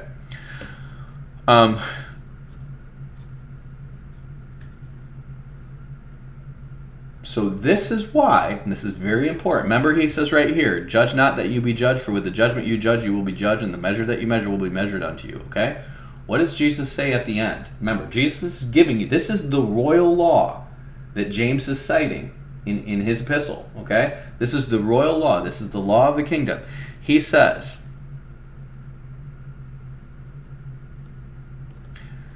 therefore, whosoever, this is after he talks about all the people casting out demons in his name, and he's going to say, I never knew you. It doesn't matter if you do stuff in his name. He says, whoever hears these sayings of mine and does them will be like a wise man who builds his house on the rock. Okay? Whoever hears these sayings of mine and does them. Okay? If your personal jurisdiction is under the authority of Christ, you will be like a man whose house is built on the rock. The kingdoms of this world will come and go. The revolutions will happen. But you will not fall apart because you're founded on the rock. You will not come under spiritual powers and principalities that do not belong to Christ. You will not come under their persuasion. You'll not come under their power. You will be protected by Christ unless Christ determines that you die for him to glorify him. It's the only way you'll go down. Okay? He says, and everyone who hears these sayings of mine and does them not shall be likened unto a foolish man who built his house on the sand. And the rain descended, and the floods came, and the winds blew and beat upon that house, and it fell, and great was the fall of it. Okay? If your doctrine, your theology, your law of the kingdom is not built on Christ, but it's built on Nicaea, when the floods came and the winds blow, great will be your fall. Now, you might fall and get back up and realize I wasn't submitted to Christ and repented, and you might still be saved, but you're going down. Your nation's going down. Your church is going down. It is going to be destroyed when the winds and the waves come, and they're coming. That is what the tribulation is doing. The tribulation is the test. It's the great test. And what is there going to be? Floods and earthquakes in various places. Not just physically, spiritually. These things are going to go on. The winds and the floods are going to come down, and they're going to blow on your house like the big bad wolf, and they're going to find out if you made it on a straw or brick. Okay? This is what's going to happen. Are you established on Christ alone? Are you established on his word alone? Or are you established on creeds and councils and theology that were all ratified under the authority of the high priest of the Vestal cult? You need to make a stand. You can't be part of Christendom. If you're part of Christendom, you're not walking in Christ's kingdom. You have a dual loyalty between the state of Rome and the state of Jesus Christ. You need to divest of Nicene Christianity, okay? I don't care. Divest of the word Trinity. You don't need it. The Father, the Son, and the Spirit. They're three persons, they're one. There you go. That's it. We don't need anything more than that. And if anyone's like, yeah, but they're three in one like this. Nope. Shut up. I don't need your Roman Catholic religion. I don't need your pontifical Roman state religion. I'm not under the Roman state. I don't give a pinch to Caesar. I'm under Christ. I swear no oath to anyone but Christ. I'm not going to go to a church and sign membership under the Nicene Council. We stand under the Nicene Council. Blah. I don't care what you stand under. My Bible says don't sign an oath with any man. My oath is not to you. I'm baptized into Christ. You have the authority to baptize me into Christ, not into you, not into your church, into Christ. And you have an obligation to do it. Freely you have received, freely give. You don't get to give me a pre-Christian test. Do you believe that Jesus is Lord and God raised him from the dead? Yes. Okay, do you affirm? No, you're done. You're done. At that point, you must baptize them. Or you are walking in disobedience to Christ. You don't get to give them a Nicene test, a Trinity test, an anti-Arian test. You don't get to give them any of that. If they believe that Jesus is Lord and God raised him from the dead, you must baptize them. Straightening out their brain is not your job. It's Christ's job. There is no other preliminary test. Do you believe? Yes. What prevents me from being baptized? If you believe, you may be baptized. Do you believe that Jesus is Lord and God raised him from the dead? Yep. Boom. Do you believe he's fully God and fully man and in a hypostatic union? I don't know what the crap you're talking about. I believe that Jesus is Lord and God raised him from the dead. You are obligated under Christ to baptize me, or your ministry and your authority is defunct. You are in dereliction of duty. You are a false shepherd. You must baptize them. Give them the word of God. You must baptize them. You must lay hands on them that they receive the Holy Spirit. Once they've received the Holy Spirit, straightening out their brain is going to be the job of Christ. You're going to help with that by teaching Christ's word alone, not Nicene councils and creeds, not human logic, but the word alone. And if you do that, your church will stand. If you don't, it will come under the dominion of what's coming. I promise you, I promise you, I promise you, it will happen. It will either happen, or you're going to find your stuff taken away and the Christians persecuted and kicked out and all this other stuff, and you're not going to understand why. You're not going to understand why. And the reason is because you're following the Rome state religion, and then you're not obeying Rome. You disobey the Pontifex Maximus while claiming to follow the Roman state religion. Well, God's against you, because with the measure that you judge, with the measure that you measure, it will be measured against you. You put yourself under the jurisdiction of Nicene Christianity. You put yourself under the jurisdiction of Rome, and it just so happens the current Pontifex Maximus, who's claimed that title, is not following the state religion of Rome. He is following the state religion of himself. Okay, and so that's why he doesn't have power over us. But if he were to ever start following the state religion of Rome, or the Ottomans were to claim that title, or the Russians would to take Constantinople, we would fall under that jurisdiction. The powers of the air would be on the side of that, because they enforce the religion of the world. And that religion is going to eventually be Judaism, when the Antichrist sits in the temple and claims to be God. And if you're not founded in Christ, you're going to find your people getting sucked away towards that. Why? Because they're leaving Nicene Christianity for Judaism already. They're not leaving it for Apostolic Christianity. They're leaving it for Judaism. They're waiting for that temple to be rebuilt, because that is the religion of this world. That is the one true authorized religion of this world outside of Christ that has been authorized by God. It's defunct now, but they're going to try to revive it, because the powers and principalities know if you want to rule the world, you must rule them through Judaism. That is the religion of angels. It's described in Colossians. You're going to see the word worship of angels. That's not what the word means. Worship is a noun, okay? That it's not a verb, worship. It's worship as in religion. It's the form of worship that the angels established, and that is Judaism. That was the law administered by angels. And if you establish that as the world religion, you can have Satan as your minister. He's authorized to administer that religion against anyone who's not in Christ.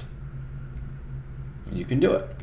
You can get people to voluntarily submit to the religion of Rome, or you could take the religion that Satan is authorized to be a light to the world. And even though it's only over the nation of Israel, well, you can claim the nation of Israel is throughout the world, and we're allies with the nations of Israel, and so you guys are under the state religion of Rome, and everyone else is under the state religion of Israel. You can have one or two, or you can unify them together, and that's what they're going to do, and that's what the demons are going to help them do.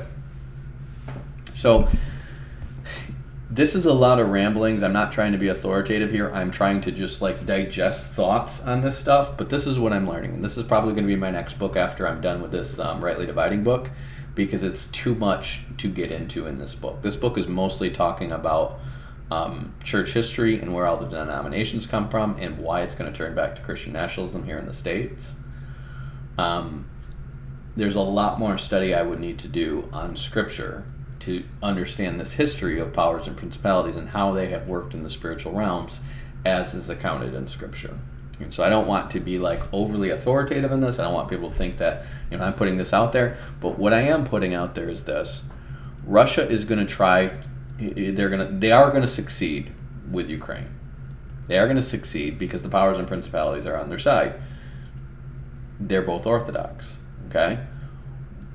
But their authority is contingent on them going after this. This is their ultimate prize, and they know it. If they have this, they have this. spiritually. If they have this, they have all of this, because in Chalcedon, the Bishop of Constantinople has the authority to place all the bishops over the barbarian tribes, and that's all the people that the Pope placed him over. That includes Italy, that includes Spain, that includes all of them, because these were all overrun by Germans and those who were the barbarians. Okay, and that would include all the Muslims. Okay, that would include everybody who's under the dominion. He would have the religious power over them as the state religion of Rome. So anyone who's claiming the state religion of Rome would have to fall in line with that jurisdiction. And the powers and principalities, whether they stir up people to go crazy and riot and go nuts in your land until it falls under its jurisdiction, it will happen. This is Russia's endgame right here. But they have to get all this before they get this. Okay? They might think they're going after this, but if you read Vladimir Zhirinovsky, you read his struggle for power. Remember, that is the guy who told you when they're going to go in Ukraine. Okay? You read his My Struggle, and he's telling them, we have to get Turkey. We have to get it. We have to dissolve the nation of Turkey into a bunch of different nationalist groups, balkanize it, make sure they never unite again, and that those nationalist groups will be administered by Russia. What they're going for is control of this, because this allows their Black Sea fleets to get into the Mediterranean and pull weight all over the Mediterranean as the heirs of the Roman Empire. Okay?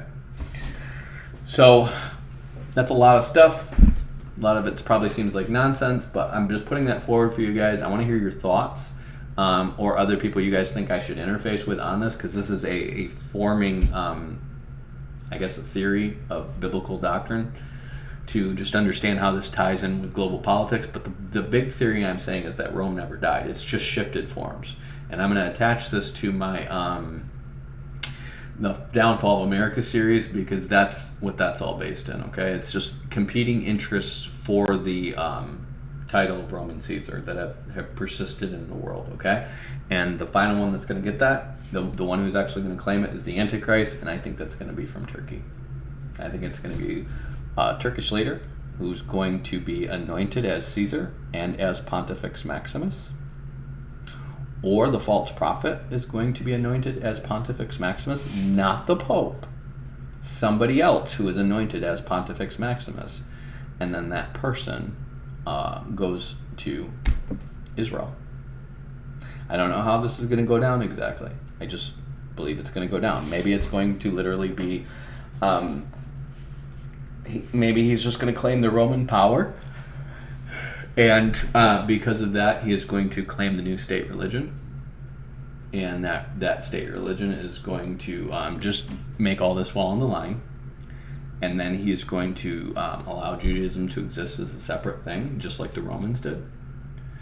And then Judaism becomes the only basis, subjecting yourself to Judaism, becomes the only basis of freedom from this power. And so he says the state religion of everything is Islam, and the only way you can have freedom from that is if you claim Judaism.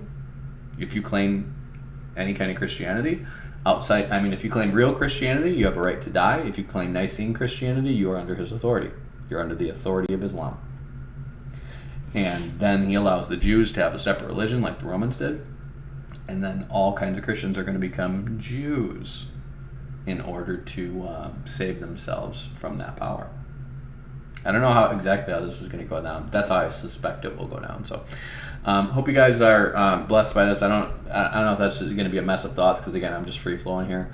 But let me know your thoughts in the comment section. Let me know if you've read anything that seems like this. John, I'd like to hear from you on this. And the rest of you guys be blessed. Batman out. Peace. Peace, I'm out. I'm Batman.